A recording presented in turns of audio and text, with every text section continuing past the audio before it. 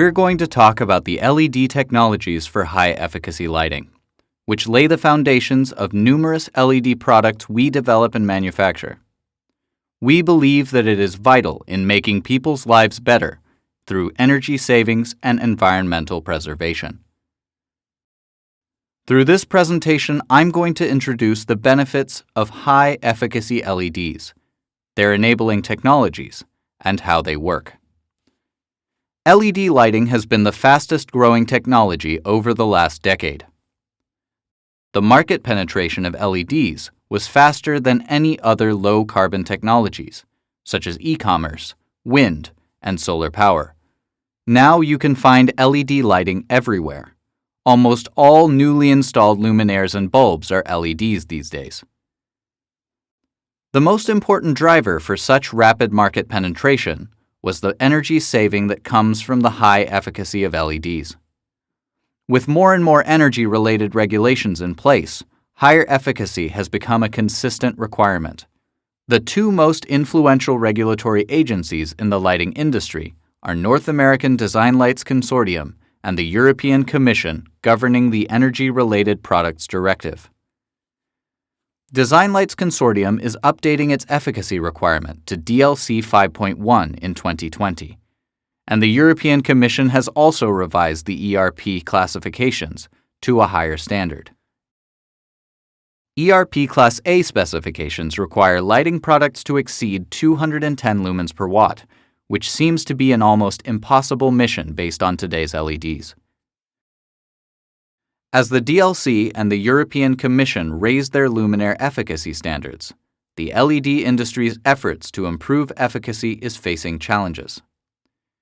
For the past couple of decades, the LED industry has achieved tremendous efficacy improvements. However, in the last few years, we've been experiencing a slowdown. The U.S. Department of Energy anticipates 250 lumens per watt as the theoretical limit for the phosphor-converted white LEDs. However, the practical limitations come earlier. This trend is redirecting the LED industry to switch focus to other attributes, such as color quality and longer lifetime, rather than just efficacy alone. Nevertheless, here is the reason why we should continue working on efficacy improvements. Let's suppose we have two different types of LED packages, A with 218 lumens per watt and B with 196 lumens per watt at 65 milliamps. In order to achieve 47,000 lumens at a fixture level, we have to have 476 units of package A on one hand, while as many as 1,360 units of package B on the other hand. Therefore, an 11% efficacy gap turns into 75% savings in the number of LEDs.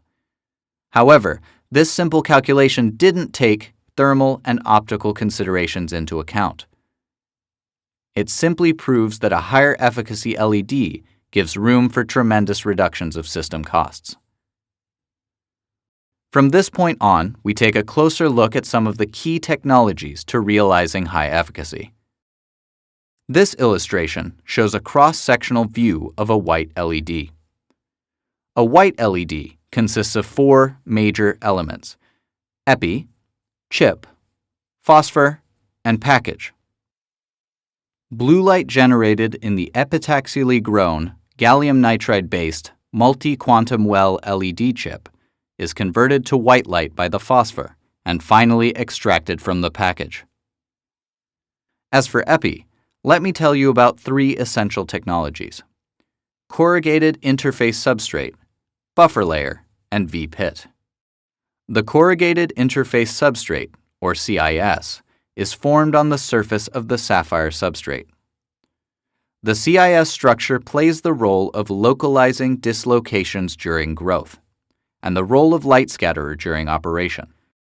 The aluminum nitride buffer layer that we grow on the sapphire substrate before we grow the gallium nitride device structure minimizes defect formation and releases stress in the gallium nitride layer.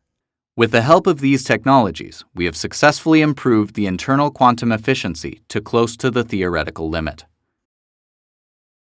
Let's move on to V-pit. V-pit is a V-shaped passivation of dislocations formed across the MQW. VPIT prevents non-radiative recombination through dislocations and improves the ESD immunity of the device.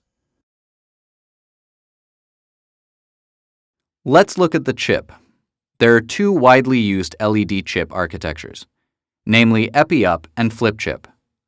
Epi-up is the most simple architecture. The Epi layer sits on top of the sapphire substrate, and the electrical connections are made through wire bonding. On the contrary, flip-chip is designed for flip bonding, thereby directly connecting the electrodes to the other carrier substrate. A flip-chip has no wire bonding, therefore it promises higher reliability and lowers thermal resistance. Here is a top view of the typical Epi-up and flip-chip devices. As for Epi-up, the current mainly flows through the finger electrodes on the top of the chip. We can observe a high current crowding around the electrode from the color-coded graphic. On the other hand, a flip chip has a reflective electrode covering the whole surface of the chip. Therefore, current crowding does not take place in a well-designed flip chip. We're taking full advantages of our advanced flip chip architecture in order to achieve high efficacy that comes from uniform current injection and high internal and external quantum efficiency. Our advanced flip chip architecture is compared side by side with a conventional flip chip architecture. The high 92% reflectance of silver can be further engineered into an even higher reflectance of 97% by employing the multi-dielectric metal reflector structure. This reflector maximizes light extraction while it works as an electrode to the LED. As for the phosphors, most efforts are focused on improvements of light conversion efficiency. At present, the internal quantum efficiency for green phosphor is close to 100%, and it's about 98% for red phosphor. The key to the high IQE is a defect-free phosphor. The image on the right shows the transmission electron micrography of the atomic arrangement of a defect-free phosphor. Another critical technology is the use of large particle size phosphors. The graph on the left-hand side exhibits the scattering coefficient as a function of the particle size. Scattering improves color uniformity, but more scattering results in poorer light extraction efficiency from the package. So there is indeed a fine line between efficacy and color quality optimization. Another important facet of phosphor technology is its central role in spectrum engineering. Human vision is most sensitive at 555 nanometers, following the photopic sensitivity curve. Therefore, spreading SPD too far from the photopic sensitivity curve results in a waste of energy. By incorporating narrow bandwidth phosphors, we can create more efficient SPD while meeting the color quality requirements specific to the application. Here is the last piece of the four major elements needed to realize a high efficacy. Improving extraction efficiency of an LED package is the first priority in designing an LED package. So we carefully design the structure of the package and choose the optimum selection of materials, considering all design constraints and objectives. High reflective moldings and transparent encapsulants are the key materials to doing so. At the end of the day, however, what matters most is not only efficacy, but also the reliability, thermal and electrical behavior, and color quality, just to name a few. As a result, there's never a trivial solution to LED package design. Up to now, we've reviewed some of the representative technologies for high-efficacy LED lighting. Thanks to all these advancements, Samsung is building the last milestones towards the ever higher plateau of lighting efficacy. We hope we can share with you the benefit of our high-efficacy product offerings across mid-power, high-power, and the CSP categories. Thank you.